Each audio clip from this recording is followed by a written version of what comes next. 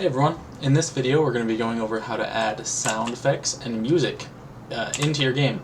So last week we talked about where to get these assets, but in this video we're going to talk about actually putting them in your game and making it so they play. So if you watched the last video, the one I just recorded, you'll know how to implement characters that you create in Magic of Voxel. But for this video we're actually going to proceed with that tutorial. So the first step, and you'll see I went ahead and created this coin here. Our scenario is our character here. He's going to go over, pick up this coin, and it's going to play a little sound. And after that we're going to go over adding music, repeating music to the game, and as a little bonus we're also going to throw in deleting the coin afterwards, because usually when you pick up a coin it gets destroyed. Okay, so let's do this. So to actually interact with the coin, our character is going to need a rigid body and a box collider, or any sort of collider. This box is not correct, so let's move it up a little bit. And for the purpose of this video, that's probably fine. Okay, that little green box is the thing I was talking about. That's the box collider. And one thing right off the bat we're going to notice is that if we collide, we fall over, and we don't like that. So what we can do here is go to our rigid body and freeze our rotation, so that way we can't be like thrown off axis, just like that. Okay, we can still rotate with the controls, but interacting with things isn't gonna mess us up like that. Okay. Now we need to actually make a new script. Well, I'm going to make a new script. You could just edit the movement script, but it wouldn't really make sense. It wouldn't fit in with movement. So I'm going to do that. I'm going to go to script, and I'm going to call it actions, because that's how I describe it, I guess. We're going to open said script, and we are going to write something. So first, we need something called an audio source. So I'm going to call it audio source AS for short, and we're going to need a few audio clips. So audio clip, I'll call it coin 1, coin 2, and music. Oh, and by the way, you might not have seen me do this in the last few videos, but instead of adding, audio clip, coin 2, audio clip, music, you can just put a comma here, if you didn't know that. Just a little tip. Okay, and we're going to make these public because we need to reference them in the... Oh, it's not capitalized. So we can reference them in the inspector. Okay.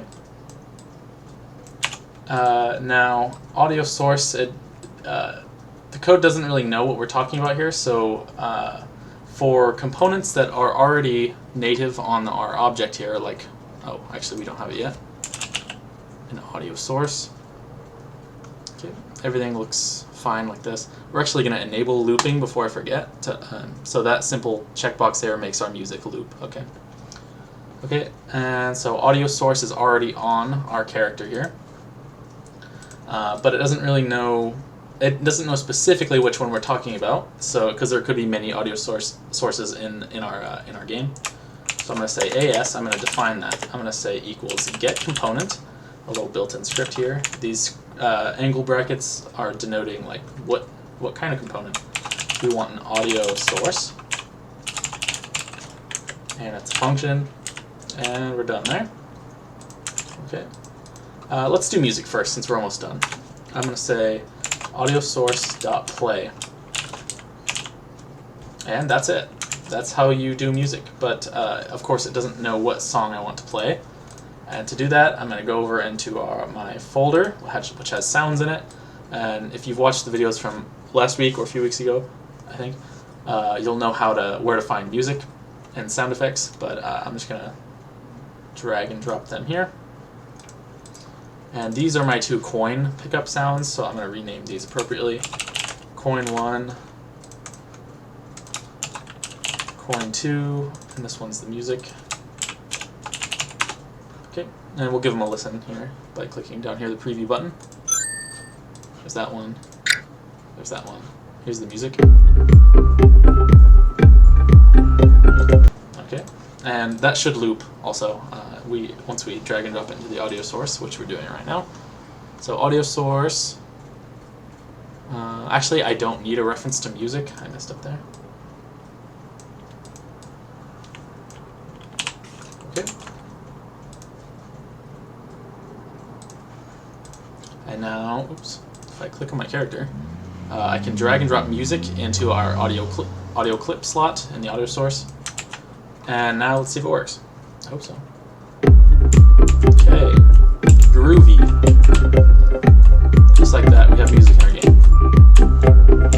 Now, it's 17 seconds long, which means it should be repeating any second now. It should be looping. I'm not even... Okay, I think it just looped. Okay, perfect. Now let's add our coin pickup sounds. Okay, so for that, you might have guessed we need to add collision detection, which is what we prepared for earlier. We added the box collider and the rigid body. Okay, so now let's actually do that. We should know how to detect collisions. We did it before. We're going to do void on collision enter. Remember this collision parameter here is the thing we collide with, or the collision itself. We can reference the game object directly. And I'll do that here. I'll say if our collision dot game object dot, let's say the tag, if that equals coin, we're going to add this tag later. We're going to add this coin tag. If the thing we collide with has a tag called coin, then let's play a sound. So let's say coin1 dot,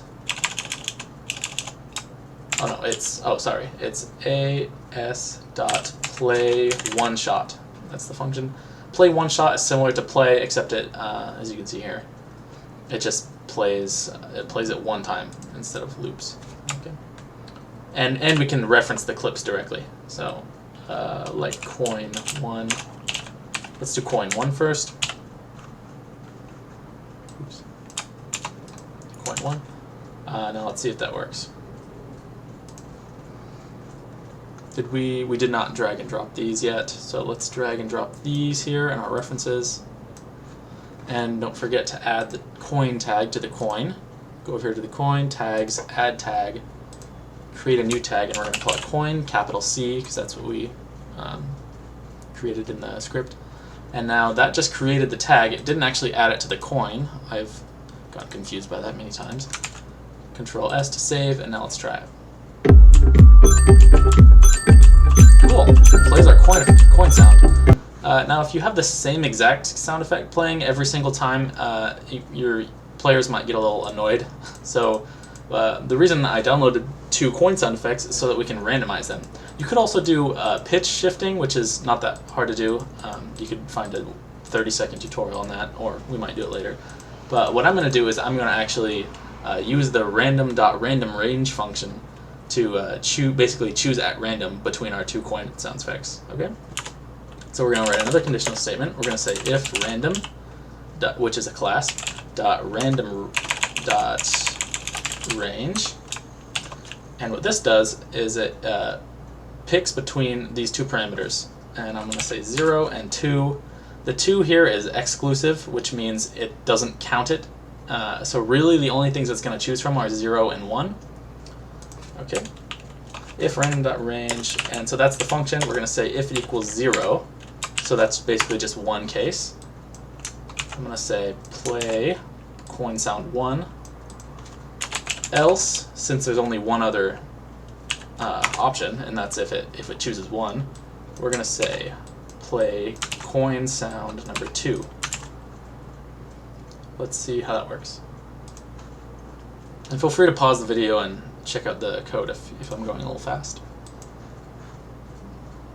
It's a nice thing about having pre-recorded videos. So there's... Okay. It's playing the same sound effect over and over again, I got worried. But as you can hear, hopefully, it is playing 2 different sounds at random. Okay. Now Now the last thing we're going to do is actually destroy the coin. That's pretty simple once we pick it up, because it's like a pickup item. And so right here, after we collide with the coin, let's destroy. There's a nice function built for us, as with a lot of purposes. Destroy collision.gameObject, and that of course is the coin. Okay, and with that, we should be good to go. Let's try our game.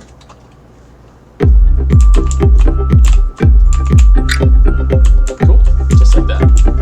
We have music, we can pick up things, we have our little dude, and yeah, we got a complete game. So yeah, reach out to me if you have any questions on this material.